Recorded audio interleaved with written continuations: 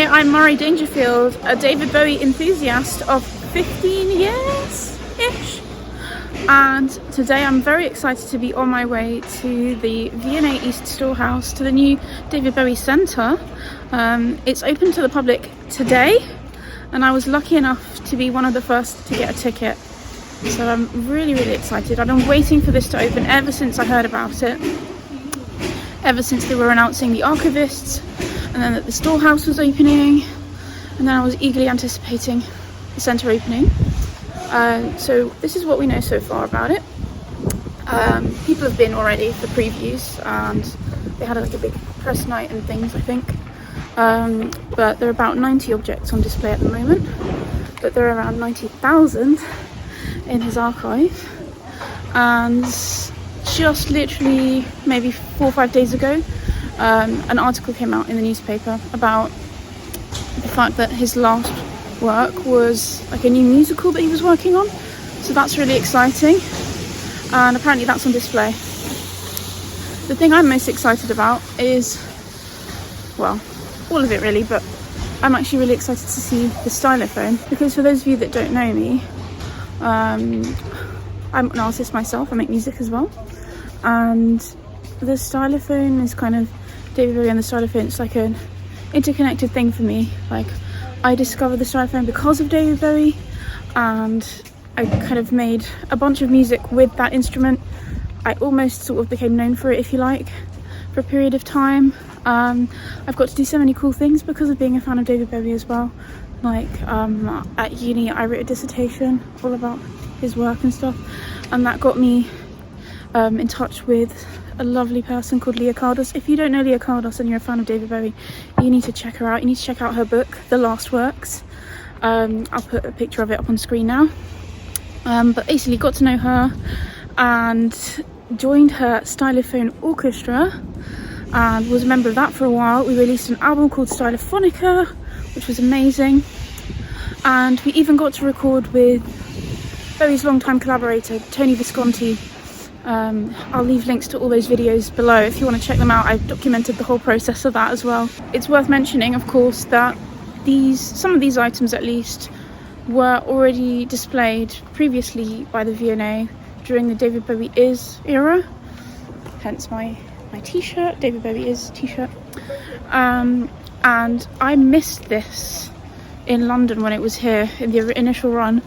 When I did catch it was when I was in Barcelona, and I think the Barcelona was either the penultimate or the very last stop. I think Japan was the last stop, and Barcelona was the last European stop. So I caught it really on the very end, and this is going to be the next time I've seen it, which I think it was 2016 maybe when I saw it before, possibly. So yeah, and we're here. So just something for you to know if you're going to come, you have to put all of your stuff in a lockout. That's because everything on display is kind of open to the elements, so it has to be kept protected. So it's just a handy tip. Don't come with too much stuff because you'll have to put it away anyway. Just bring the bare minimum. I've just got my glasses, my phone, the tickets. So the David Bowie Centre is on the 2nd floor, so you have to get the lift up.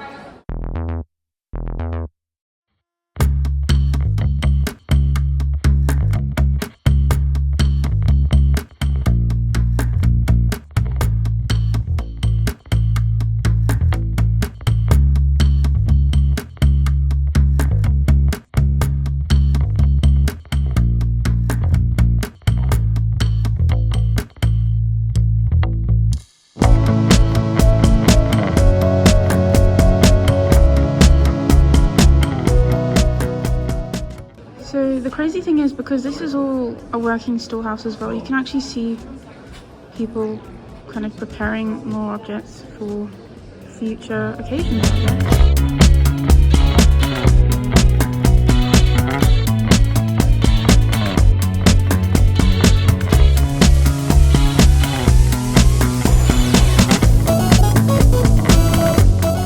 By the way, somebody just told me this and I didn't know. You can pick up the stuff that's on the wall as you go in, and if you flip it over, there are facts about each item and how they connect to David Bowie.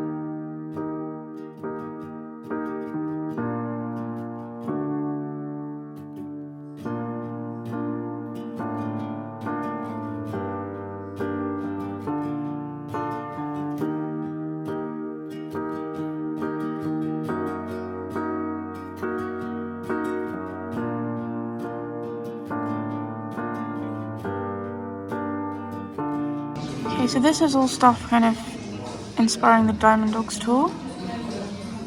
And this stuff is all what leads to the Outside album. Now what I understand is that this is the story called Leon, where he like invents like a crime story that is what turns into Outside. Like that's the connection, because Leon is the Indo-African American child involved in this story. And this is the musical that he never finished. Mad. Look at this. All these post-it notes, all these different ideas. So cool.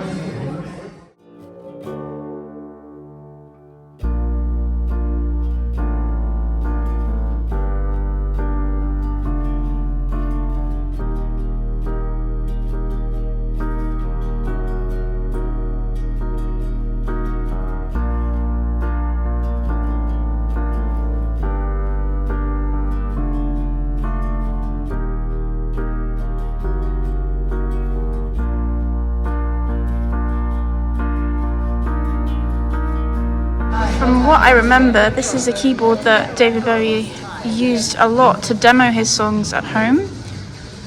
It's a Trinity something or other. Music workstation, that's it. So a workstation has like loads of pre-programmed instruments inside it, like keyboard sounds, drums, like fake instrument sounds if you like. So it makes it really easy to flesh out an idea before you go to a proper studio and work with actual musicians. So yeah, this is the keyboard he used. So this is the Stylophone. It's crazy because I remember when I went to the V&A exhibition back in 2016, I think it was, I was really disappointed that it wasn't there. I thought, because I thought this was quite a major part of his story. The fact that, well, we don't know exactly what happened, but apparently either it was given to him by Mark Byrne or he was endorsed by Dübreq himself to showcase this product in his music, and so he took it on for a song called Space Oddity. He demoed it about 3 times, and then he settled on a final version, and it's known for having some, a really major part in that song. And David and I have something in common there, in that Dübreq then endorsed me in 2017. So yeah, it's really cool. And of course, Dübreq have gone on to make their own stylophone, the Bowie Stylophone, which now I'm understanding why it's white like this one. And this is a video game that had his songs and his music in it.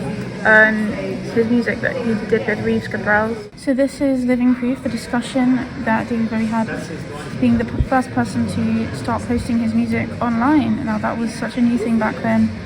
Funny to think how far we've come now. Bowie had a program, I think it was, on his computer that worked like the William Burroughs cut-up method. And in fact, there's a website now that you can use that does this as well. And he liked to use that a lot to give him ideas, and this is one of the examples of that. And here's David Bowie predicting the future of music in a couple of pages of written notes. It's actually insane. Yes. Like, he predicts the record companies are going to fight the MP3 format until they have to give in.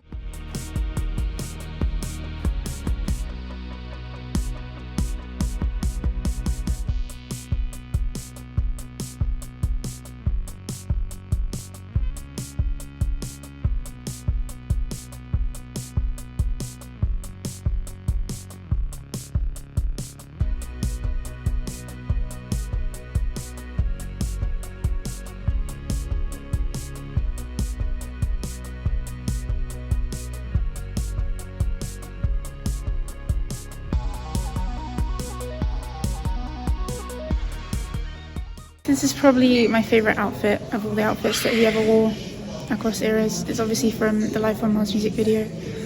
I just love the colour of the suit, the tie, the high-heeled shoes. It's just so cute, it's so gorgeous. This jacket is from the Earthling cover. Here's a picture of David with his Trident Korg workstation. This is his guitar from the Next Day era. I can't remember if this was featured in the Valentine's Day video or not. I am going to need to double check that, but I do recognise it. And then this one, for anyone that went to the V&A exhibition previously, will recognise this is the EMS synthesizer that Brian Eno used for the Heroes album. This is his Brit Award, really cool. And then this is a drawing probably that he did for the character featured in his videos from the last era called Lazarus.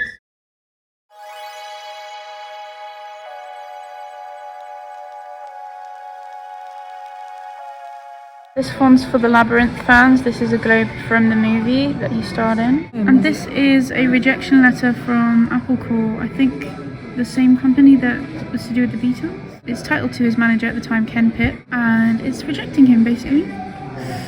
What they missed out on.